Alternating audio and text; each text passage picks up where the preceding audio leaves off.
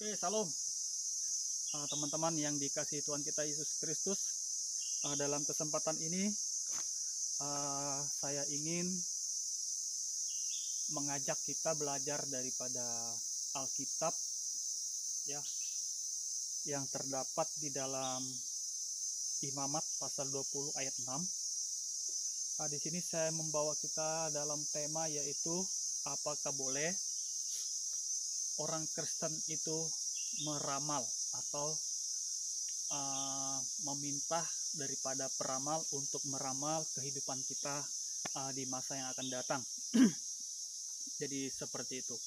Di sini saya coba bawa kita untuk belajar. Saya pun juga belajar ya. Di sini saya ambil tema yaitu tadi meramal ya. Apakah orang Kristen boleh meramal? Di sini saya membawa kita dalam tema itu supaya kita lebih meyakini daripada Tuhan kita Yesus Kristus. Saya ambil dari Alkitab yaitu Imamat pasal 20 ayat 6. Bunyinya demikian. Orang yang berpaling kepada arwah atau kepada roh-roh peramal, yakni yang berzina dengan bertanya kepada mereka, aku sendiri akan menantang orang itu dan melenyapkan dia dari tengah-tengah bangsanya. Jadi itulah firman Tuhan yang menjelaskan di dalam Imamat pasal yang ke-6 ya. Saya ulangi lagi, orang yang berpaling kepada arwah atau kepada roh-roh peramal, yakni yang berzina dengan bertanya kepada mereka, aku sendiri akan menantang orang itu dan melenyapkan dia dari tengah-tengah bangsanya. Itulah kata firman Tuhan. Jadi saya mencoba ambil satu kesimpulan di dalam ayat ini bahwa kita orang Kristen tidak boleh meramal. Maksud dalam meramal ini seperti mungkin ada yang belum nikah pergi ke tempat orang peramal, gimana nih, apakah saya punya jodoh cepat atau gimana, apa memang saya nggak punya jodoh. Itu yang pertama. Yang kedua, mungkin sudah nikah namun belum mempunyai keturunan, pergi lagi ke orang pintar lagi, bertanya lagi, apakah kami boleh punya anak. Mungkin seperti itu ya yang dimaksud di sini. Itu yang di dalam pengertian dalam kata meramal atau melihat keadaan ke depan yang menyimpang daripada ajaran kita sebagai orang Kristen. Coba kita buka lagi di dalam Matius pasal 6 ayat 34. Di sini menjelaskan, sebab itu janganlah kamu khawatir akan hari besok, karena hari besok mempunyai kesusahannya sendiri. Kesusahan sehari cukuplah untuk sehari. Ini kata firman Tuhan. Janganlah kamu khawatir akan hari esok, karena hari esok mempunyai kesusahannya sendiri. Kalau kita memang percaya, kalau kita memang yakin, kita nggak perlu meramal, kita nggak perlu melihat situasi kehidupan kita ke depan. Jadi seperti itu saudara-saudara.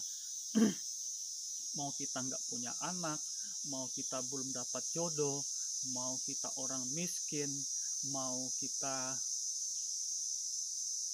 seperti kita punya usaha cuman gagal terus, kenapa ini, ada yang salah kah, ada yang ngerjain saya kah, ada yang santet saya kah. Jadi pikirannya jangan seperti itu. Kalau memang kita orang Kristen, percaya saja kepada Tuhan. Karena apa? Karena di dalam Matius sudah menjelaskan, Sebab itu janganlah kamu khawatir akan hari besok. Tuhan sudah mengatakan seperti itu. Jangan lagi kamu khawatir tentang hari esok. Jadi kita nggak perlu khawatir lagi untuk besok ataupun seterusnya. Baik itu makanan kita, baik itu nasib kita ke depan. Tuhan semua yang atur. Dengan satu cara, kita harus menyerahkan kehidupan kita kepada Tuhan, bekerja dan berdoa. Harus kita berusaha dan bekerja, jangan lupa berdoa. Saya rasa kalau kita rajin berdoa, kalau kita rajin bekerja, kita akan mempunyai segalanya. Kita punya Tuhan, kita punya makanan, kita punya baju dan lain sebagainya. Jadi seperti itu saudara-saudara yang saya kasihi di dalam Tuhan kita Yesus Kristus. Jangan sedikit-sedikit ada yang sakit kerasukan, pergi panggil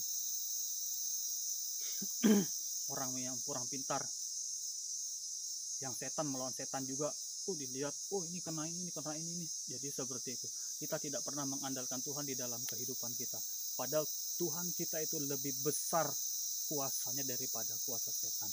Itu yang pertama. Terus ada masalah sama orang lain, merasa sakit hati. Cari orang pintar lagi. Pak, tolong santet orang ini. Siapa namanya? Si A. Dia bikin sakit hati, Pak.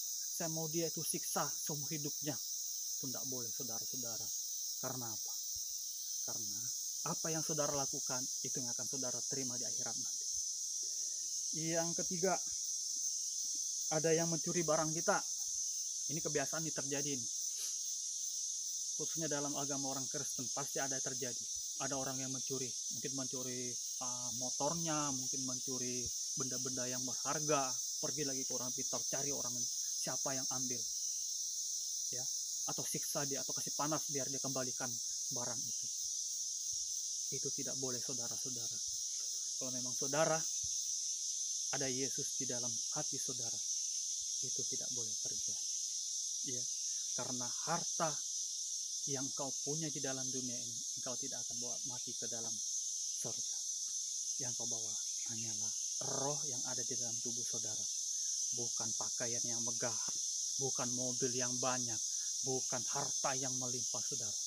Itu tidak ada artinya. Yang saudara bawa hanyalah kebaikan saudara. Roh yang ada di dalam tubuh saudara itu yang akan menuju kepada Allah. Bukan dengan harta, bukan dengan mobil mewah, bukan dengan pesawat Anda naik ke surga. No, tidak. Dengan kebaikan, kebenaran, itu yang bawa saudara ke sana. Jadi biarpun mobil saudara dicuri, motor Anda dicuri, pesawat terbang Anda dicuri, tidak usah panggil peramal, tidak usah panggil orang pintar untuk mencari harta itu. Relakan, karena itu tidak akan membawa saudara ke surga. Itu yang ketiga. Ini yang keempat, yang jarang sekali orang Kristen melakukan hal ini. Tetapi ini yang keempat, kalau setan yang mencuri firman di dalam diri saudara, saudara tidak mencari, saudara tidak berusaha untuk mengambil firman itu kembali, malahan biarin. Percaya saja, kalau ada setan yang mencuri daripada roh atau kesehatan yang Anda miliki, atau firman yang ada di dalam tubuh saudara yang disesatkan oleh setan, Anda tidak mencari Tuhan, Anda biarkan itu. Gimana caranya dia mencuri roh, mencuri firman di dalam tubuh saudara? Satu, dia menjerumuskan saudara ke dalam kekayaan. Saudara melupakan Tuhan. Karena apa? Saya sudah punya semuanya. Saya mau beli ini bisa. Saya mau pakai ini bisa. Saudara lupa Tuhan. Karena apa? Karena iblis sudah mencuri firman yang benar dalam kehidupan saudara. walaupun saudara kaya, tidak akan menyelamatkan saudara.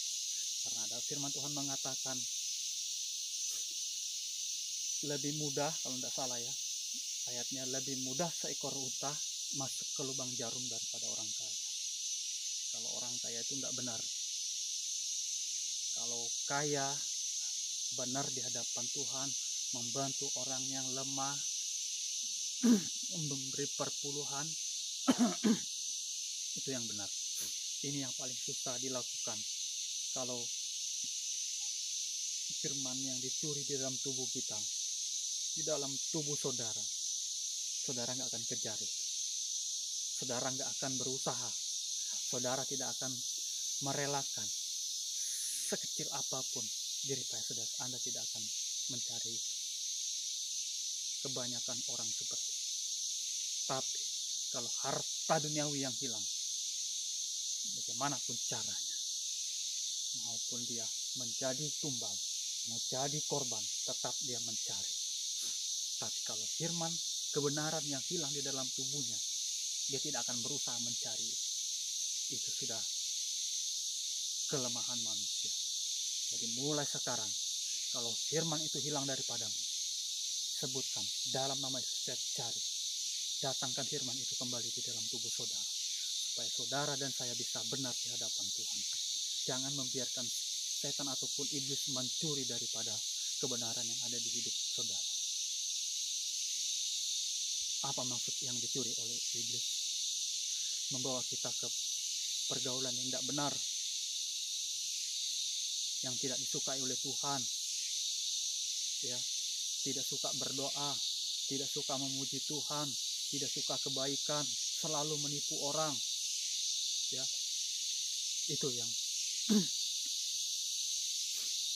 saya maksud di dalam setan atau iblis mencuri kebenaran Tuhan di dalam kehidupan kita. Karena kehidupan kita itu maunya Tuhan kita melakukan satu kebaikan, menyerahkan diri kepada Dia, mengandalkan Tuhan di dalam kehidupan kita, saling mengasihi, saling mengampuni satu sama lain. Itu pengharapan Tuhan di dalam kehidupan kita.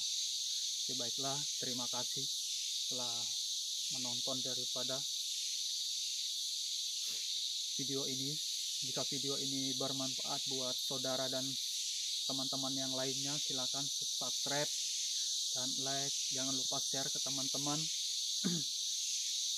Semoga video ini selalu update di HP saudara dan teman-teman dimanapun berada. Salam dari saya, semoga Tuhan Yesus memberkati. Haleluya, amin.